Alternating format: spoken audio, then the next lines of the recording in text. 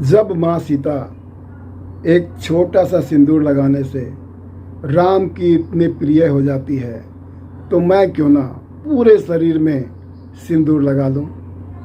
और हो गए लाल उस समय से हनुमान। तो दोस्तों नमस्कार, स्वागत है आपका मेरे YouTube channel MP the fire में।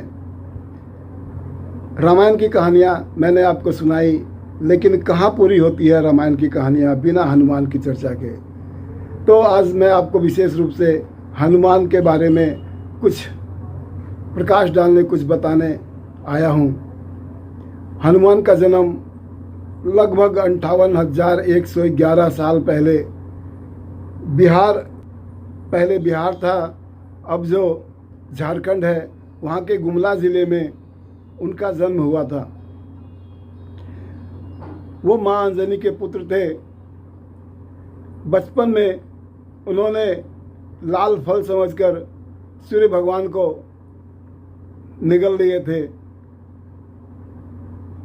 इंद्र के वज्र से जब वो इंद्र ने प्रहार किया तो उसका ये हनु टूट गया, तो इसीलिए उसका नाम हनुमान पड़ा। उसे बजरंगबली, उसे अंजनी नंदन, पता नहीं किन किन नामों से पुकारा जाता है। वो वास्तव में रुद्रावतार थे, रुद्र के अवतार, भगवान शिव के अवतार। उन्होंने ये सिद्ध भी किया था महाभारत काल में जाकर। आपको मैं बता दूं, महाभारत और रामायण में उन जो इतने दौरान जो कहानियाँ घटी हजारों हजार साल की, उसमें 8-10 नाम ऐसे हैं जो अमर हुए। हनुमान भी उन अमर प्राणियों में एक था। तो जब भीम जंगल के रास्ते से जा रहे थे और वो वृद्ध हनुमान लेटा हुआ था, भीम ने अट्टहास कर उनका उपहास किया था, ए बानर अपना पूँछ हटा, मुझे आगे जाना है, मैं तुम्हारा पूँछ लांघ कर आगे नहीं बढ़ना चाहता। तो उस समय हनुमान ने कहा था, मैं तो वृद्ध हो गया हूँ भाई, मेरी पूँछ तुम हटा दो और चले जाओ, मुझ में इतनी भी ताकत नहीं है कि मैं अपनी पूँछ हटा सकूँ। वो उनका परीक्षा लिए और वाकई में जो भीम था अपने आप को बहुत ही बलशाली मानता था और बलशाली था भी। हनुमान के पूँछ भी नहीं हिला सके, उसको जरा सा उठा भी नहीं सके, हटाने की बात तो दूर की थी। उन्होंने तभी नमन किया तो वो कहते हैं कि मैं आपको पहचान गया, आप जैसे मैं रुद्रावतार हूँ वैसे आप भी मेरे बड़े भाई हैं, नमस्कार। रामायण में हनुमान की जो एंट्री है वो मेरू पर्वत से होती है, जहाँ से उन्होंने सुग्रीव से उनको मिलवाया था, और वहाँ से शुरू होता है सीता के खोज की कहानी। कैसे हनुमान समुद्र को लांघते हैं और समुद्र लांघते वक्त कैसे वो छोटा रूप भी धरते हैं और बड़े रूप में भी अपना कमाल दिखाते हैं। अशोक वाटिका में वो कितने चपलता से माँ सीता को ये विश्वास दिलाते हैं कि वो भगवान राम के दूत हैं, और इसके बाद क्या उत्पात मचाते हैं वो अशोक वाटिका में।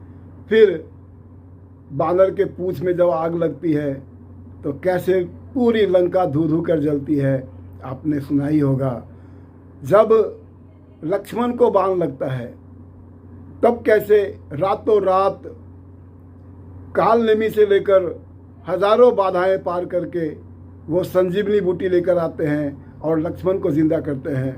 जब अहिरावण राम और लक्ष्मण को उठाकर लेकर जाता है तो पाताल लोक में जाकर अपने तथाकथित पुत्र मकर ध्वज को परास्त कर वो कैसे हनुमान राम और लक्ष्मण को अपने दोनों कंधे पर उठाकर लेके आते हैं। एक सांस में अगर मैं बोलता भी जाऊं तो शायद हनुमान की जो वीरता है उनका बखान खत्म न हो। इतने सूझबूझ, इतने ज्ञान वाले और इतने बलशाली और इस जहां में, इस दुनिया में कोई दूसरा हो नहीं सकता। ऐसे सच्चे सेवक और ऐसे महान आत्मा श्री बजरंगबली को नमस्कार करता हूँ। अपनी जो दिव्य हिंदू रीति रिवाज है, जो हमारा सनातन धर्म है, उसमें ऐसे ऐसे वीर योद्धा हैं जो धरती पे कभी गुलामी की सोच में डाल ही नहीं सकते, जो डरते थे, जो डर के मारे जिन्होंने झुकना स्वीकार किया, वो आज सनातनी नहीं है। जो सनातनी है, जो हिंदू धर्म के मानने वाले हैं, वो अब भी मस्तक ऊंचा रखकर अपने ध्वजा को, अपने इतिहास के पराक्रम को सिद्ध करता हुआ आगे बढ़ रहा है और हम ऐसे ही बढ़ते रहेंगे। नमस्कार, धन्यवाद।